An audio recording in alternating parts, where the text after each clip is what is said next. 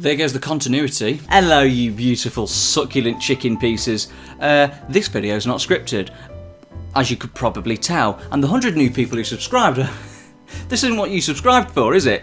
But, you know. So I sort of want to do a style of video that is more casual and not scripted, so that, you know, we can all just chill together. So get your cups of tea, and we're going to talk about something that everybody has probably talked about already. All digital consoles. Now that's something we all sit there and go, now that, I want a bit of that. But there are a few things that I can see holding back the crossover between mainly physical consoles and completely digital consoles. There's a few.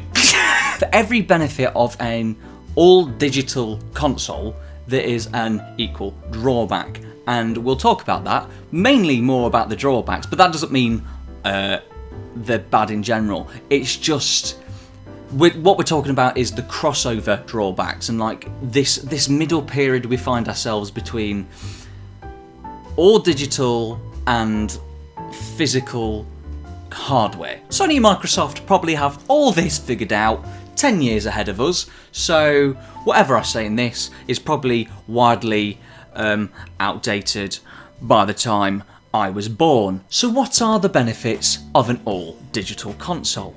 Now, you might be thinking, "What, Jack? What isn't there? We've got ourselves no physical media. That means I don't have to put my cases on a shelf and take up room." You may also be saying to yourself, "Oh, my library's in one space. I can just go on my console and, oh, there's Spider-Man, let me download that." Or, "Oh, I haven't played that one in a long time," or, "Didn't we have some good times on that one, guys?" Now, obviously, there's probably some other benefits that I haven't thought of, but there are significantly more drawbacks than there are benefits to an all-digital console, as there are with any evolution of technology. But what about the drawbacks? Because, you know, it's not a video without some conflict. The price could determine the future of the consoles. Now, the consumer's always drawn to the cheapest console, and I'm pretty sure the cheapest console here will win. And I'm not talking about between Xbox and PlayStation or Nintendo, whatever the fuck Nintendo's doing. I'm talking about in terms of physical and digital variants of the same console. To the consumer, the cheaper console will always be the winner, and that is because consumers are paying for it, and the average consumer can't afford expensive shit all the time. There's so much expensive stuff: TVs, PCs, consoles, phones, internet, especially during a global pandemic, because regardless of what the government wants you to believe, it's still fucking happening. And because of the pandemic, we are in a financial shitstorm. But while we're assuming the all-digital would be more popular because it's cheaper, at the same time, that's not proven. That's just an assumption. A lot of people do prefer physical media, and a lot of people like it for the same reasons we'll talk about later. And so, while it's easy for me to sit here and say, "Oh, all digital's gonna be the best, the more popular one because it's cheaper," and it's sort of true, there's sort of like a line in there. People, you can't predict people, like, here we go. People who want all physical, some people who want all physical will go for all digital, and all digital will probably go for all physical, and it's really, like, people are weird. And that brings us to the notion that people sit there and say, £50, dollars, euros, isn't a massive difference. Nobody's going to care about £50. I do. The average consumer does. Not everyone has the money to shell out $50 for everything, right?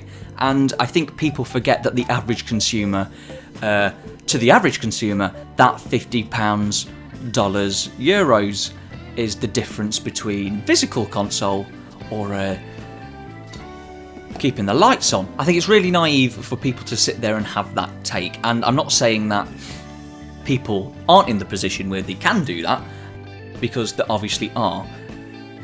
but there's also just as many people, if not more, that £50, dollars, euros will probably make or break it for them. So, and that's where I'm talking about the digital one maybe being more popular than the physical one, because the average consumer may not be able to afford that. In technology, in the world of technology, isn't actually that much of a price difference. We're also living in a world where people can't afford to eat. And that also being said, it's only cheaper in the short term, because as Mystic Ryan put it in one of his videos, when you buy the cheaper console, or digital one, however much of a price difference it is, you're initially buying it for a cheaper price than, say, like your friend who bought an all physical one, right? But prices on the PS Store that much more expensive than the same game on Steam or any PC store. I mean, people go to second-hand shops all the time to buy physical PS4 games, Xbox games now, and that won't be an option with an all-digital console unless Evolution creates a all-digital second-hand shop, which is entirely possible, and we can talk about that later if you'd like. You don't actually own your games. Now, this is an overly talked about topic, but it's also a topic that is, we need to talk about it. People usually describe it as you're not buying to own the game like you would with a physical copy, you're buying a license to access the game, and that is completely true. However, I'd like to just simplify that ever so slightly, so it's a little bit more plain as day. What you're literally doing is paying for the opportunity to play a game whenever you'd like, as long as the company who's selling it allows you to. And that's the main difference, right? With digital content, you actually don't own it. You do buy a license that lets you access. It's an opportunity to access the game as whenever you want, for as long as you want, but as long as they let you. And we have seen clear examples of that with PT, when Konami took that down from the PlayStation Store. No one can access that. You can re-download it. I re-downloaded it in a sort of a dodgy way, but otherwise it's sort of difficult to keep digital content in your hands. Now, is it really a problem? Not really. It is only really a problem here and there. It's like when we're talking about PT, things like PT, but anything else, it's not really happened. Steam has been all digital for the last millennium, and there hasn't really been any problems there. There might be like one or two cases that I don't really know about, but for the most part, Steam and digital libraries have been pretty safe in terms of removing entire games from existence, apart from VAC bans and obviously people getting their games taken away from them because basically they were arseholes. But in general, it's not really a problem, but that's because it hasn't become one yet, and it's stupid to think like that. But in a world that's controlled by massive companies, I wouldn't be surprised if it suddenly became a problem. Digital media accessibility, speed, size, and affordability. Now, this is the main chunk of all of this discussion. This is the main bit, and this is what people often think about when it comes to physical versus digital, right? Physical, it's just a disc, you put it in, you wait for it to install in like 5 seconds, and then you can play it, minus waiting for a patch to download. Digital media requires an internet connection. That's inescapable, you sort of need it, and thankfully internet is becoming more standard in the world. There are obviously still places where it's not as standard, and even if it is, the quality of it's fucking shit. And like I said, even if people have internet, it's entirely dependent on the speed and quality of that ISP. Not a lot of ISPs have stable connections, and not a lot of IPs are affordable. and that will also add to it. This whole internet thing is basically why PlayStation with PS Now went from game streaming to then eventually letting you download the game, because I don't know if you've tried game streaming, it's just not there yet. Another thing is that games are getting bigger, and when the games are getting bigger, the size of that game also increases, and it also requires you to do a bit of a Sophie's choice with what's installed on your hard drive, because I don't know if you've downloaded that Warzone. I don't own Call of Duty Modern Warfare, so why should I have to download everything for Call of Duty Modern Warfare when I just want Warzone? I've had to delete Warzone. My career on that game's over. Now, going back to what we mentioned about a digital second-hand storefront, the evolution of technology is basically evolving every generation, and it forces an evolution of store, like advancement, basically, where people need to adapt to the climate of technology. And that also means that when we do eventually PS6, Xbox, stupid name, Xbox 71085, when they are all digital, because they will be all digital, stores are going to have to rethink what they're doing. And that may include a second-hand all digital store. And whether that works will be dependent on whether Sony and Microsoft actually want it to, because at the end of the day they control the licenses and where they are playable from, especially because it's so tightly within their world. Backwards compatibility. Now, this is the first thing that I thought when I saw the all digital PS5 and Xbox even. Your physical games, your discs, will not work with an all digital console because there's no hole for it. It prevents the use of physical copies of games being run on, obviously, a piece of hardware that can't even accept a disc. Now, it'd be very pro-consumer of Sony or Microsoft if they did some sort of disc to digital service where you take a disc, you register it to your account or something like that, and they give you the digital variant of that game. How they do that, I've got no fucking idea, but it would be very pro-consumer.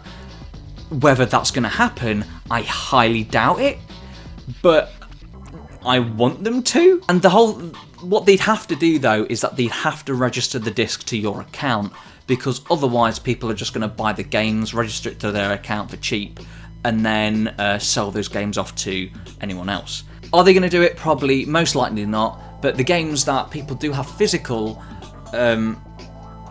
would be great if they could play on their digital console. And I'm not sure they will do it, but I do think something like this will have to be done when we get to the next generation, where it will be all digital. It will be. If this generation lasts another 5-6 years, it's going to get to the point where it will be all digital, and they will have to do something like that.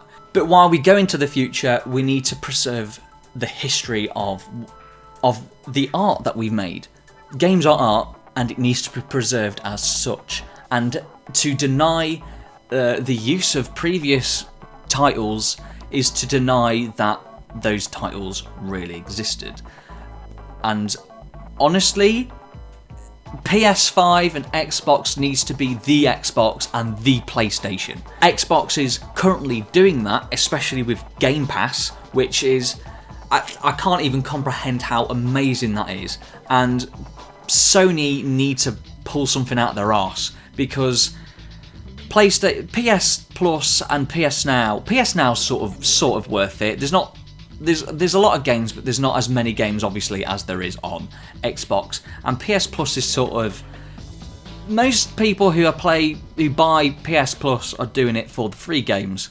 Let's be honest. And finally, special editions need to change.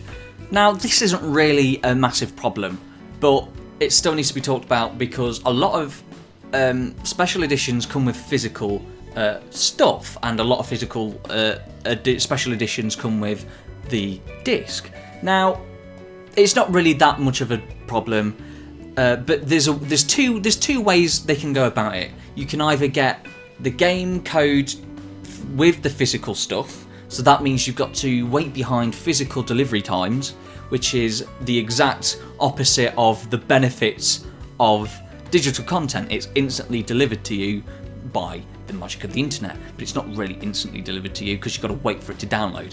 Or you could deliver the download code separately to the physical stuff you get from the special edition. So that comes in the post, and you get the game straight away and all your in-game digital content. Because a lot of special editions have slowly made their own way into all digital content, and that wouldn't be that different from what we're doing now. And that's about all the drawbacks I can think of to put in this video so far. If you think of any more, put it in the comments. For my preference between physical or digital, at the announcement I was all digital, and then I realised the few games that I do have physical, that I still have physical, I might want to play on PS5. And then there's also the benefit of using your console as a DVD player. Admittedly, DVDs are sort of fading out with the creation of streaming services. I'm pointing at my PlayStation if you couldn't tell where I was going. In the current climate, there are more benefits to having physical stuff in case you need it than there is not having it. But at the same time, moving forward, if we're talking about whether I'm going to be buying more digital stuff, my games more digitally than physically, I'm probably going to buy it digitally. And I know that I've talked about it being a bit more expensive in the long run, but I have been buying my games digitally for the last couple months, and that's not really been in preparation for PlayStation 5. It has been more recently, but it's just more convenient. I'll let you know if my preferences change, because with manufacturing, I don't really know if I'm going to be able to get one. If and when I do, I'll let you know, and if my preference changes between then, I'll let you know anyway. And that's basically it. I hope you like this style of video that I'm doing. Bit different to what I'm usually doing, which is a scripted video, and I stand there in front of a camera and take 2 hours to record a 20-minute video, which actually did happen because I mess up my lines when it's scripted. And this took me about 15 minutes to record, and it's probably going to be about 10 minutes. So that's great, isn't it? If you want to discuss anything we've talked about, do so in the comments, and I'd love to hear from you. And make sure you subscribe if you liked it. I really don't know how to end these videos.